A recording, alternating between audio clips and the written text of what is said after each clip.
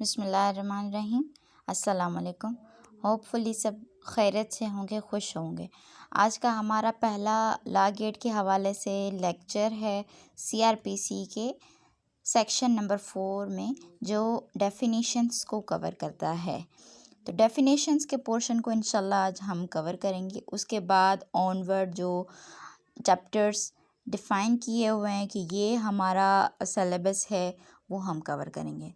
तो first section 4 में sub section 1 जो डील करता है वो टोटली डेफिनेशंस को डील करता है।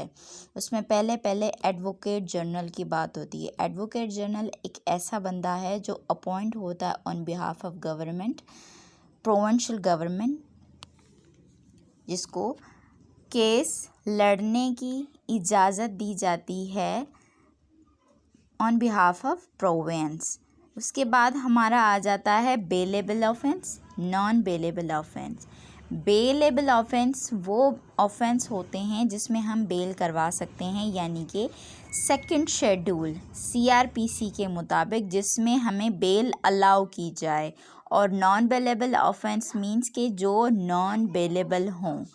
अब सेक्शन 496 डील करता है बेलेबल ऑफेंस से।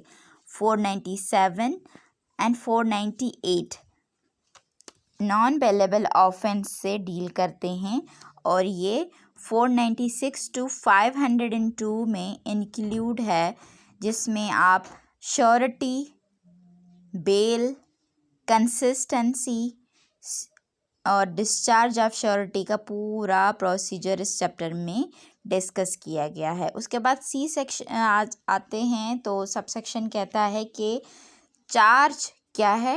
तो चार्ज में डेफिनेशन जो सीआरपीसी में है उसमें है कि it is head of a charge. But in case charge है क्या, तो ये एक किस्म की प्रिसाइज एक्यूजेशन है, जो इसलिए नेचर ताकि ऑफेंस की अक्यूज़ को समझ आ सके कि उसको क्यों इसमें अलीज किया जा रहा है। और ये चैप्टर चार्ज का जो है 221 से लेके सेक्शन 240 तक पूरा जो चार्ज के हवाले से डिस्कस किया हुआ है इन सीआरपीसी। उसके बाद हम आते हैं एफ में। एफ में कॉग्निजेबल केस या कॉग्निजेबल ऑफेंस है।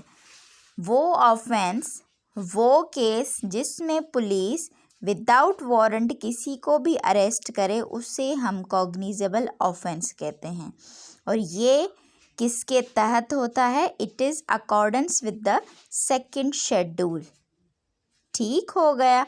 नॉर्मल सी एक डेफिनेशन है, बिल्कुल नॉर्मल सी। अगर आपसे लॉ गेट के हवाले से पूछा जाता है तो ये आप बता सकते हैं।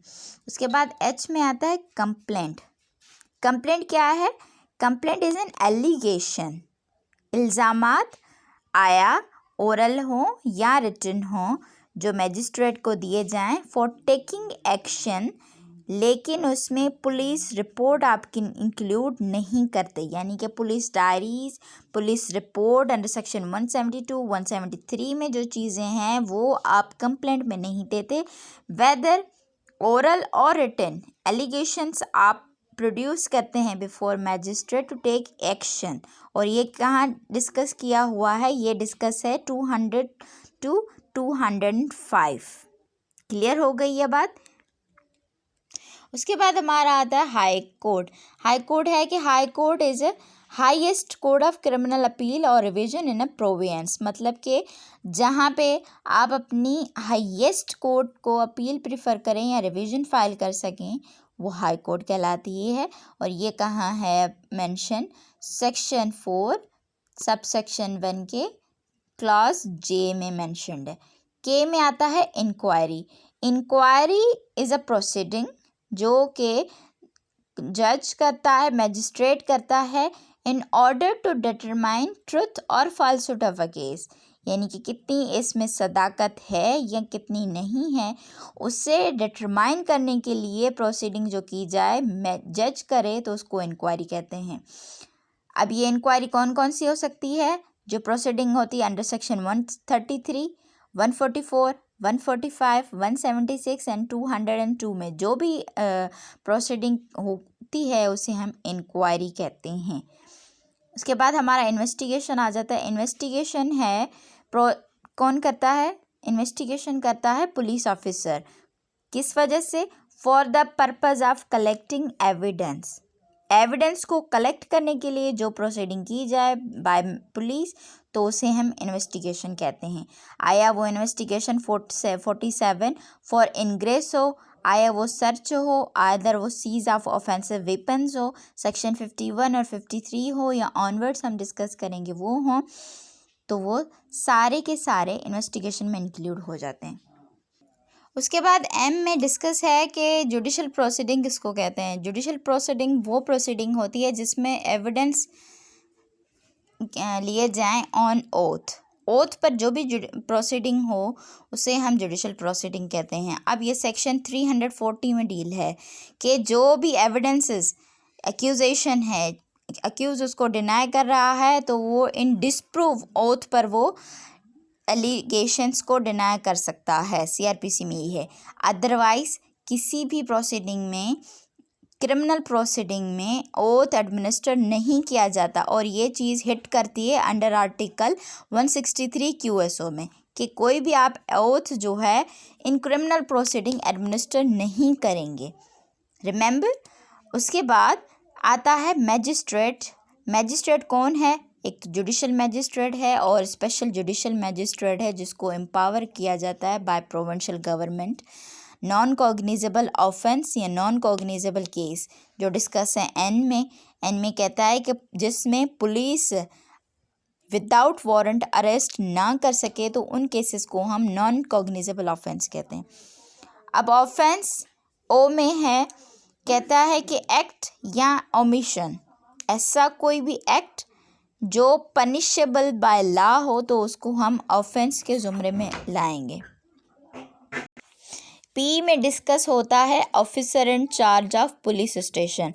तो कहता है कि वो बंदा जिसको चार्ज दी गई हो पुलिस स्टेशन की, यानी कि in general we are talking about SHO, जिसको चार्ज मिली होती है पुलिस स्टेशन की, अगर वो नहीं है तो फिर कोई भी असिस्टेंट या ASI जिसको चार्ज हो पुलिस स्टेशन की, तो उस बंदे को या SHO कहेंगे। क्यू में है प्लेस में आ जाते हैं वेजल, टेंट वगैरह। उसके बाद हमारी जो इम्पोर्टेंट है वो है आर प्लीडर कौन है? एक प्लीडर मुख्तार जिसको अथॉरिटी हो टू प्रैक्टिस इन कोर्ट, जिसे हम इन प्रैक्टिस कहते हैं वकालतनामा। वकालतनामे के थ्रू जो भी प्लीडर अपनी कोर्ट में प्रोसीडिंग्स को प्रैक्टिस कर सकता है उसे हम प्लीडर का नाम ही देंगे, आइदर वो हाई कोर्ट में हो, आइदर वो किसी भी कोर्ट में हो। उसके बाद हमारी पुलिस स्टेशन आ जाती है जो प्रोविंशियल गवर्नमेंट डिक्लेयर करे किसी भी जगह को कि ये पुलिस स्टेशन है, तो उस जगह को हम पुलिस स्टेशन कहेंगे अंडर सबसेक्शन क्लॉज S।